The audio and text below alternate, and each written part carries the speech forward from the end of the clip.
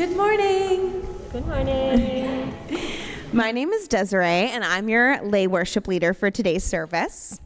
I warmly welcome you all to First Parish Unitarian Universalist Church in Bridgewater.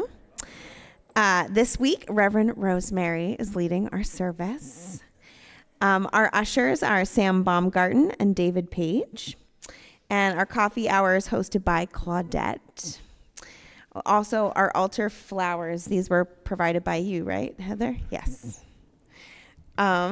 Before we begin our time of worship, we have some announcements. Betty, I think this still applies from Betty. There are 2 bundles of cards on the tables up there near the coffee. They're blank. One is blank, and the other has like words from the Bible. So you can take them if you're interested. From the membership committee, please remember to wear your name tag on Sunday mornings.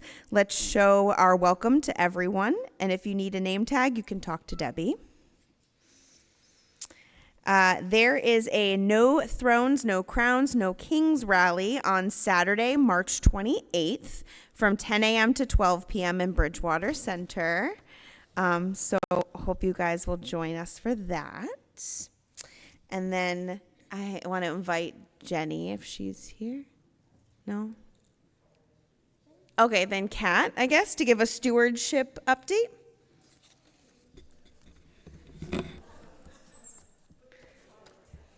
I thought Jenny was going to do it. I don't know where Jenny went. Good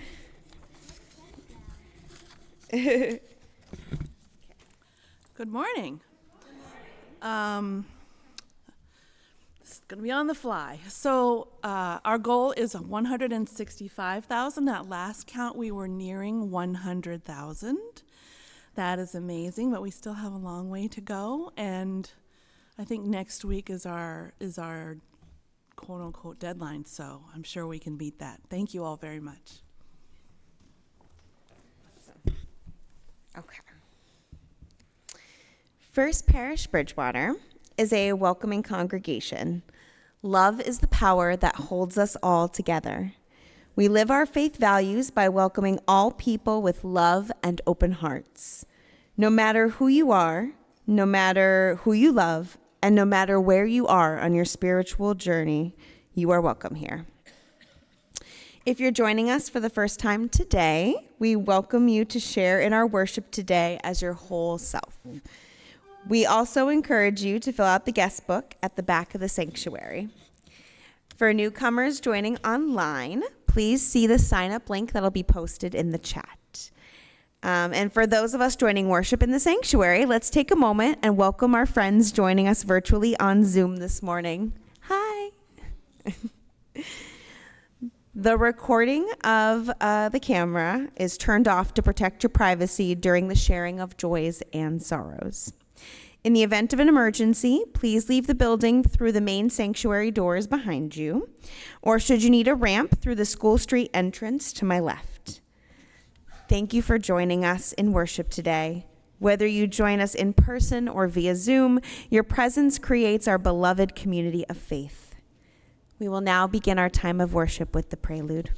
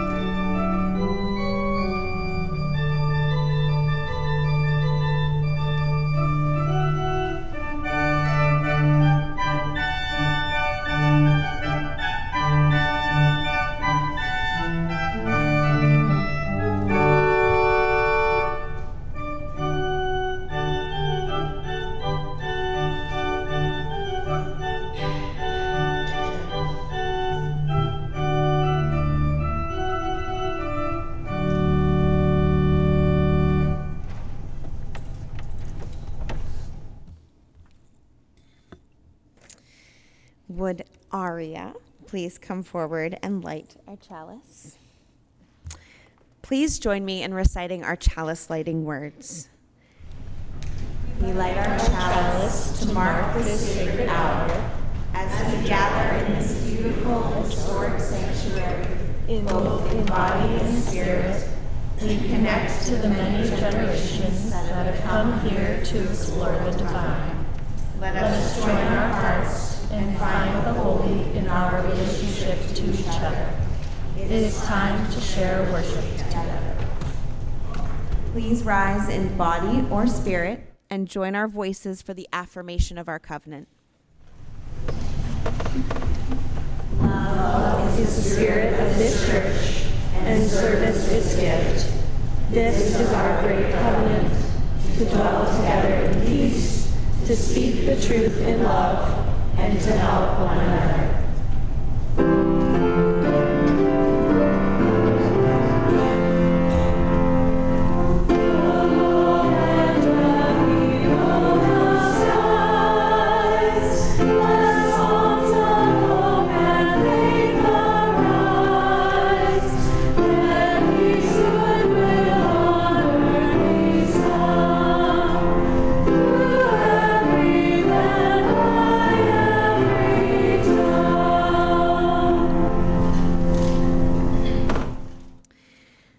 I would like to invite Diane Rosa up for a stewardship testimonial.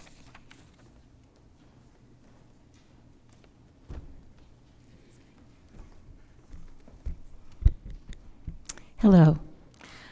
The reason this is on my iPad is that I wrote part of it on the airplane coming from Florida yesterday, day before yesterday.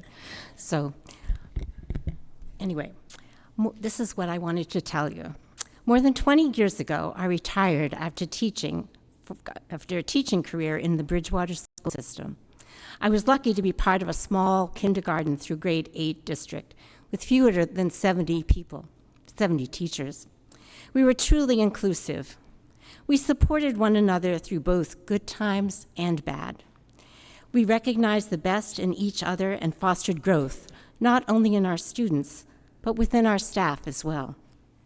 We shared laughter and meaningful experiences, both inside and outside the classroom. We collaborated closely, often teaching in each other's rooms.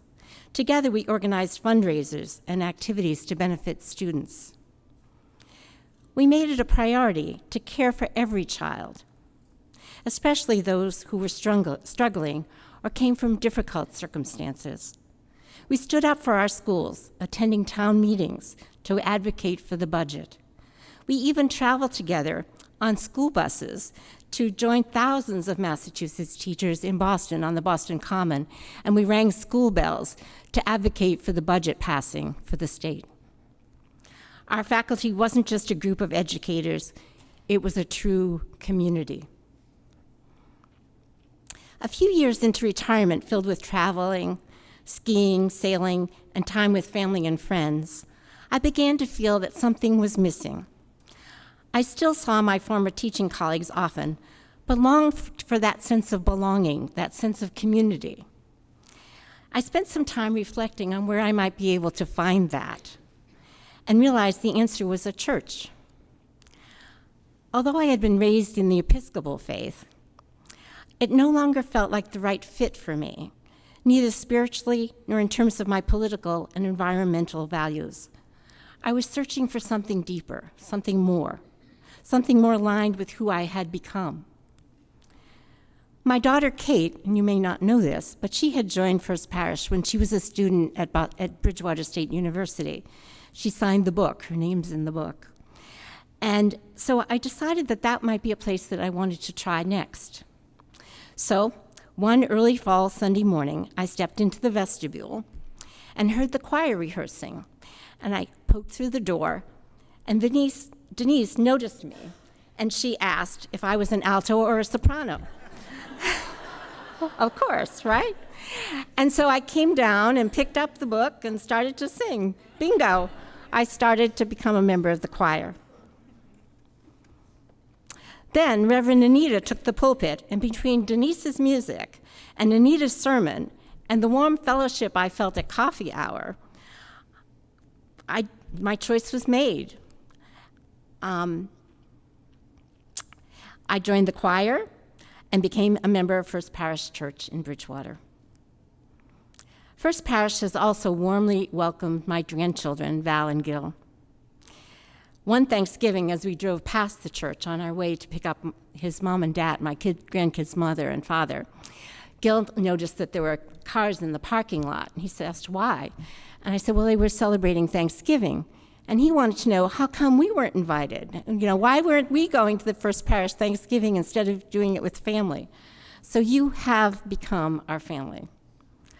Over the past 20 years, First Parish has become an integral part of my life in Bridgewater.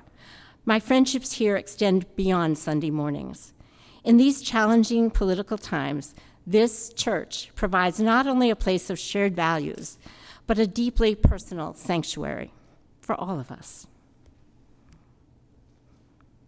Not long ago, a national political figure said that the world is governed by strength, force, and power, but we have seen examples that change that idea.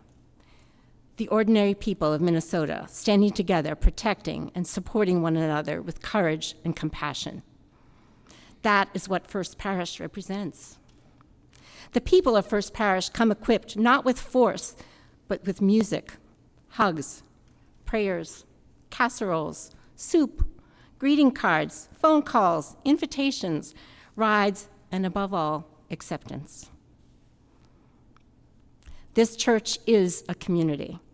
Like the people of Minnesota, we take care of our people. We often hear that it takes a village to raise a child. It also takes a village, a whole community, to sustain a church like First Parish. I invite you to open both your hearts and your wallets to support this community that gives so much to all of us. Thank you.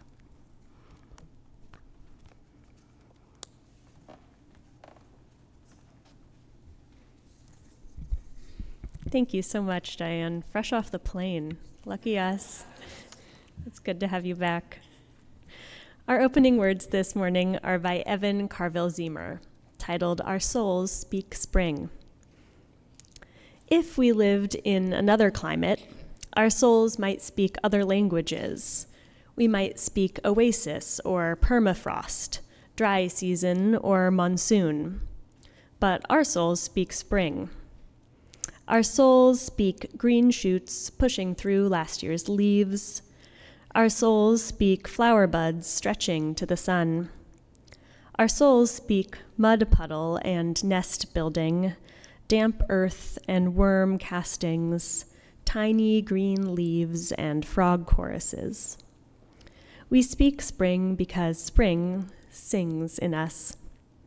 We gather to nurture our faith in our own growing, our own courage to push through, our own blossoming in beauty, our own small part in the spring of this world. Come, let us worship together. You're invited to rise in body or in spirit to sing our opening hymn. It's number 21 in the gray hymnal, For the Beauty of the Earth, and the lyrics will be on the screen as well. From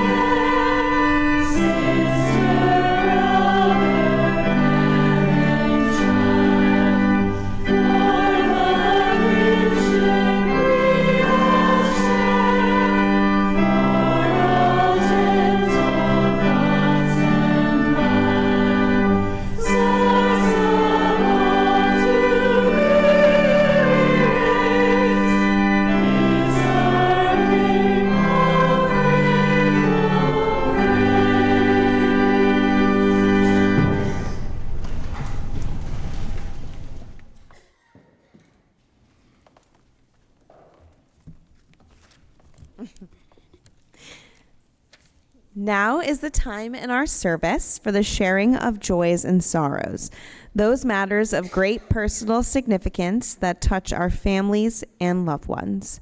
If you have a joy or sorrow, please come to the front to light a candle. Please share fully but briefly into the microphone so that all may hear you. You may also choose to light your candle in silence. Online participants are invited to share by typing your joys and sorrows in the chat, and a volunteer in the sanctuary will read them out loud.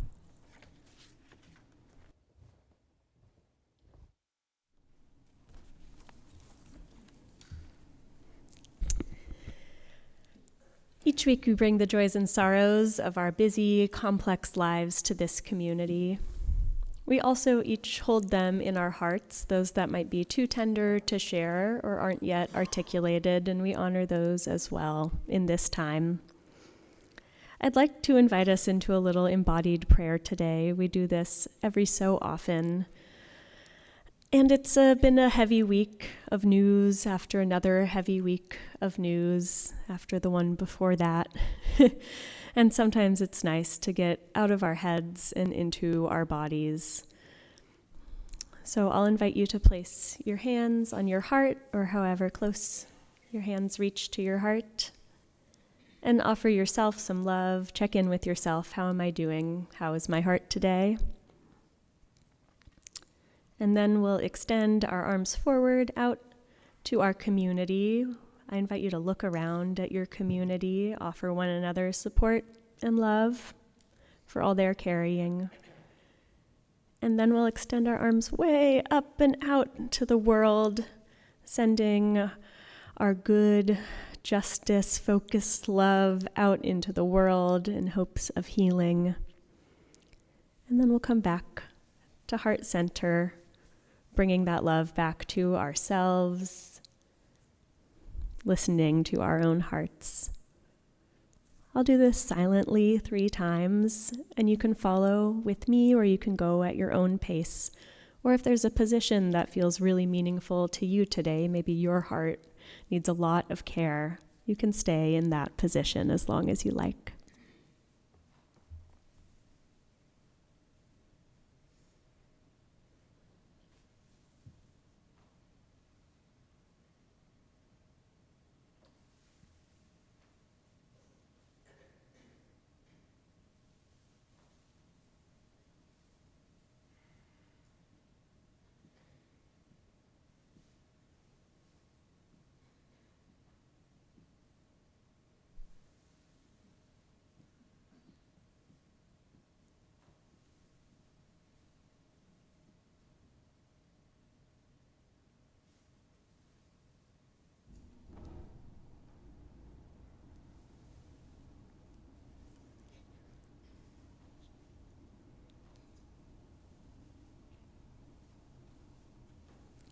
Spirit of life, Spirit of love, help us hold ourselves, our communities, and the world in loving kindness. May it be so. Please stay seated and join me in singing our musical meditation, number 77, Seek Not Afar for Beauty. We'll sing all the verses.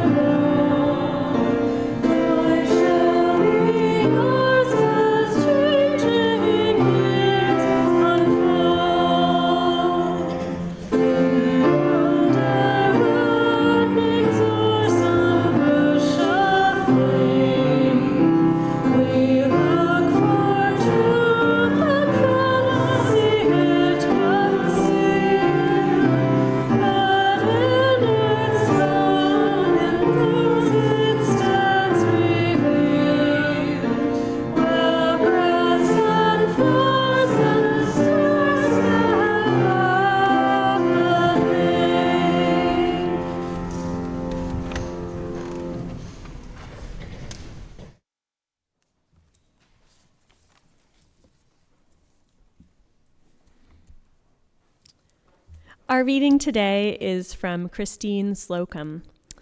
It's called Necessary Stillness, and she wrote it for a series of blog posts that the UUA shares of spiritual reflections from our fellow UUs all over the country. It starts with Mary Oliver's "It Was Early," 4 lines. Sometimes I need only to stand wherever I am to be blessed. We can be many things, but Friday afternoon we were in traffic, car traffic. You usually find both of us on bicycles to commute, but work took us too far that day. My colleague lives on the way, so I offered to drive. At day's end, we were departing downtown. Theoretically, we were heading toward his home. In practice, we lingered on the same block, advancing 1 car length per light change. It felt like the street was doing an award-winning performance of a parking lot. I had tried to bypass the highways by cutting through downtown, but a street was closed and the traffic lights were out of sync. It took time. There was not a single indication of frustration in my colleague's body, words, or demeanor. I didn't have elsewhere to be for a while, so conversation came easily.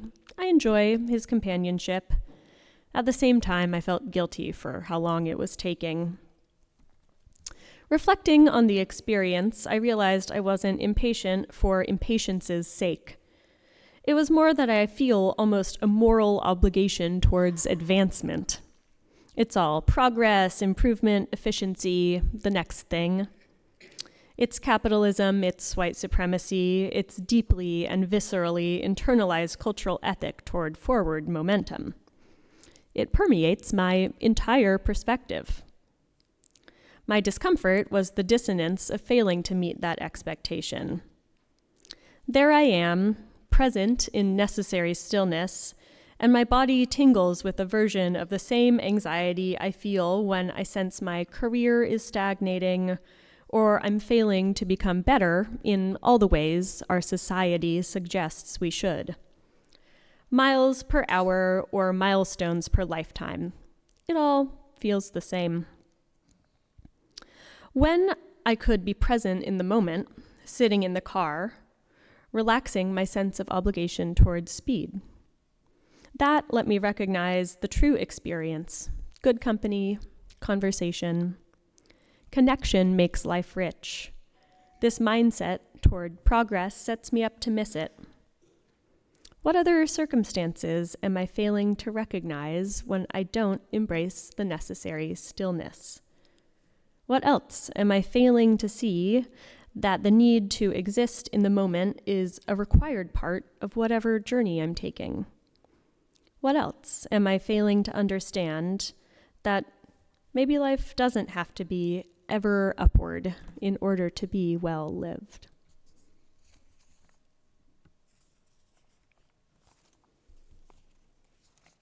I don't do this part very often, so I'm not as good at it. Each Sunday, we collect an offering to support the ministries of this church and the mission of a community organization that shares our values. This month, contributions to our collection plate are being shared with Mothers for Justice and Equality. Boston-based MJE's mission is to end neighborhood violence by empowering mothers and youth to challenge the normalization of violence and become effective catalysts for change in their homes, schools, and communities. You may also donate online using the information on our website. This morning's offering will now be given and gratefully received.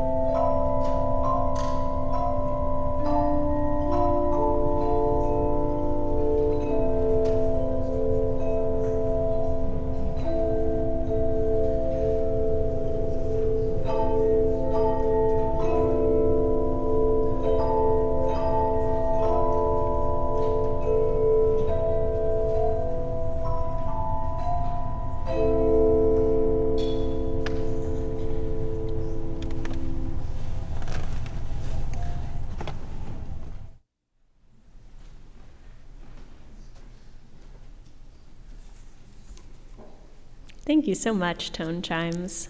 Such a treat to have it floating out from the choir loft like that.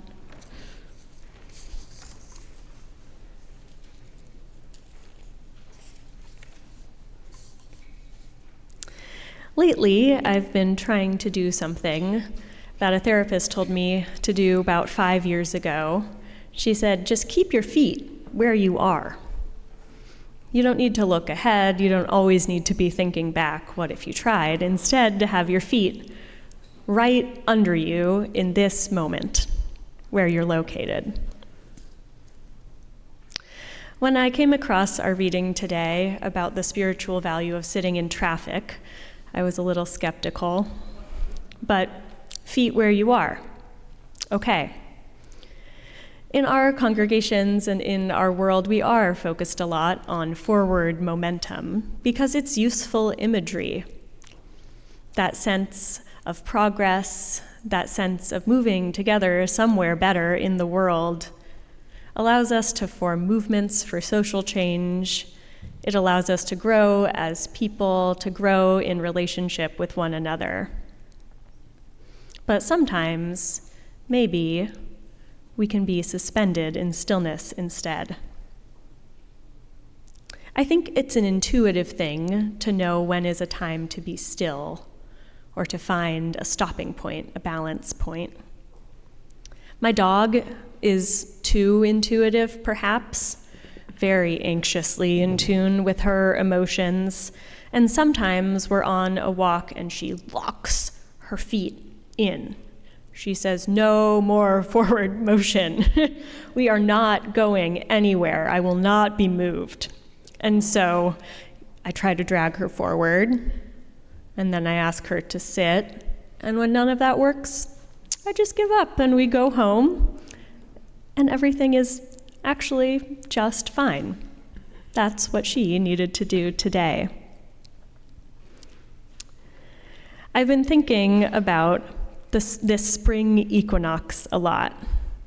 The equinox, in my imagination, is a moment where we get to pause, look out from our vantage points, and move with maybe some control, if we're lucky, to the next season of our lives. I'm picturing it like this.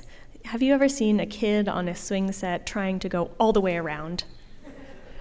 And they rarely do it, but like in every elementary school, there's one kid who knows how to do it. And the best moment is the moment before they do it successfully, where they go up, up, up, up, up, and then they almost just kind of stop and then fall back down, right? That's the moment of the equinox, how I'm imagining it. Or if, like me, you're a gymnastics fan, it's that moment where they hit the handstand on the bars routine. They swing around powerfully, pause, swing around, pause. Those are the moments I'm trying to notice in my own life. I've been asking myself, what is it I'm planting? What is it that I want to nourish? What is it that I want to grow? I went down a research rabbit hole last week about wild seed-based gardening, and I encourage you to follow that rabbit hole if it interests you. I learned about an organization started in Maine by Heather McCargo. She founded it in 2014. It's called the Wild Seed Project. Heather is a botanist, and she long worked in a field that insisted that native seed sowing was only for the most highly trained people. But she disagreed. Yes, sowing native seeds requires care, but with clear guidance, anyone can do this. She says that not just in a lab or a greenhouse can we collect seeds from plants that are native to our own places and plant them, share them with one another.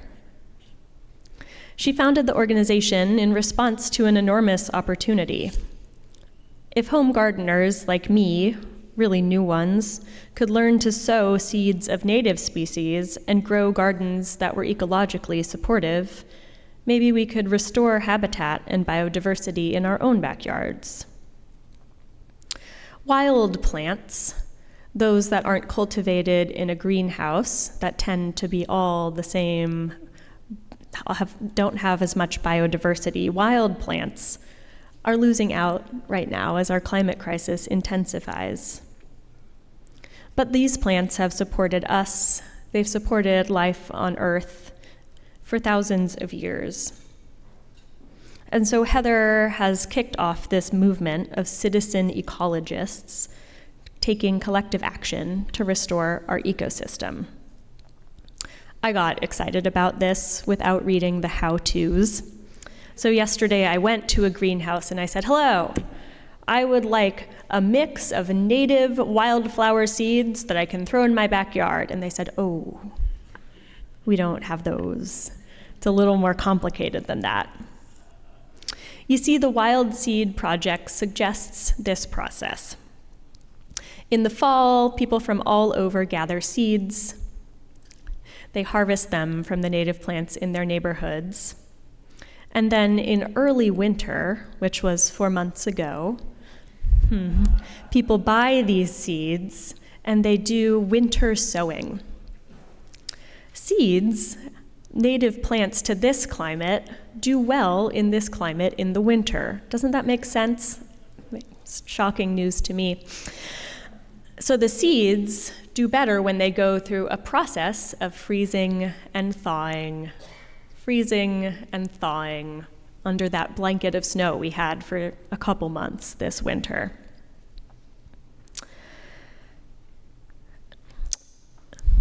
It's kind of challenging to hear that the seeds needed their quiet time before I could have a beautiful wildflower garden.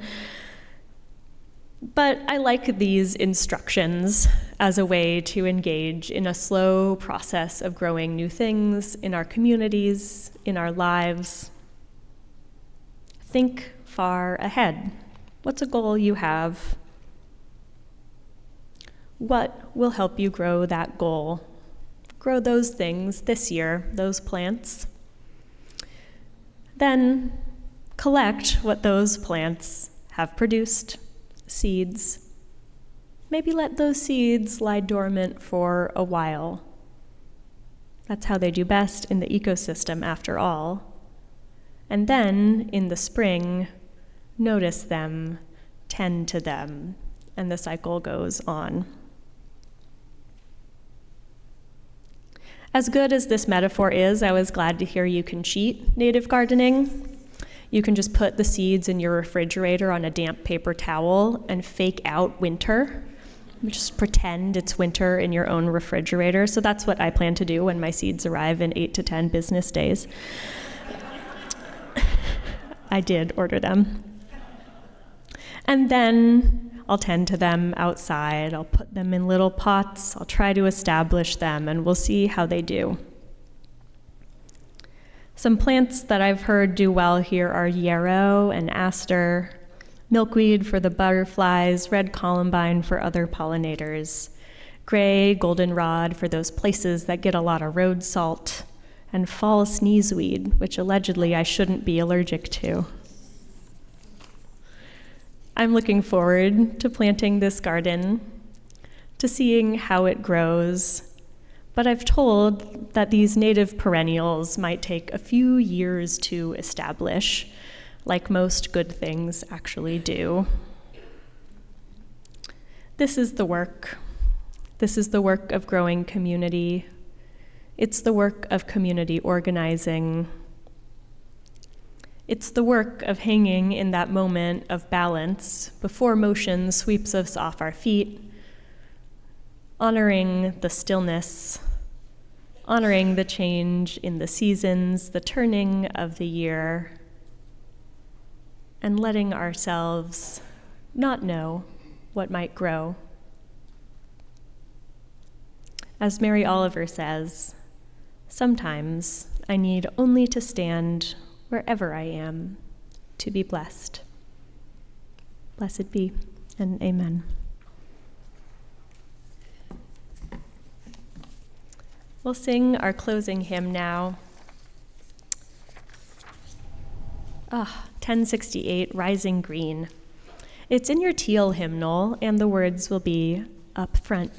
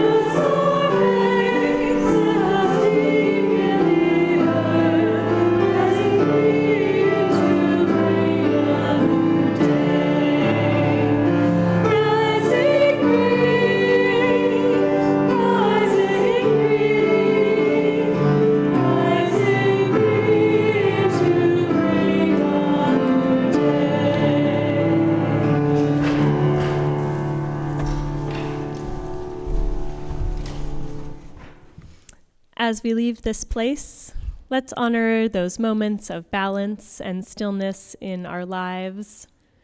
Let's honor, too, our own impatience, our own hope that something new might be growing. Amen.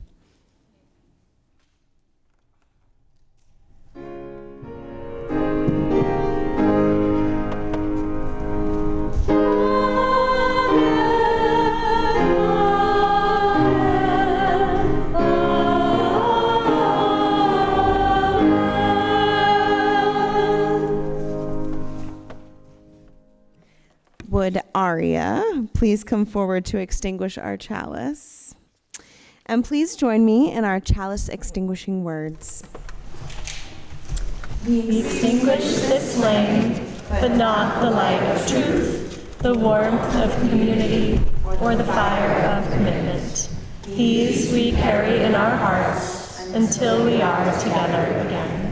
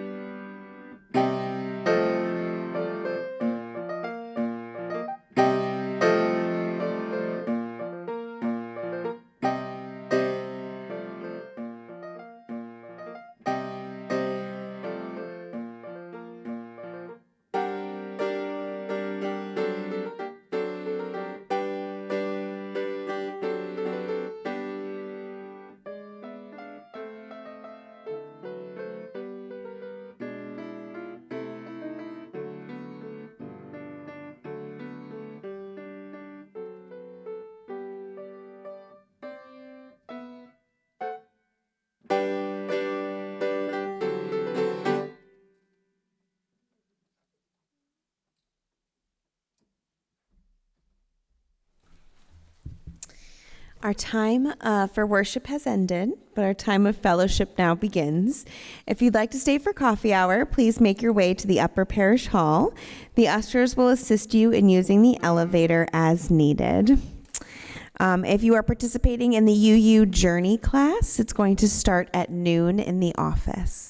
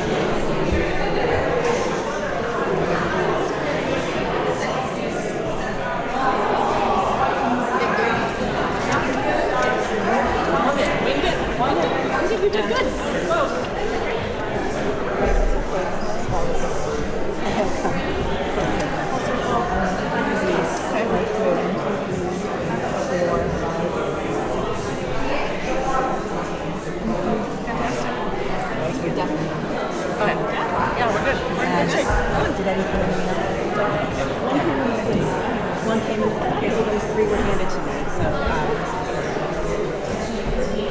you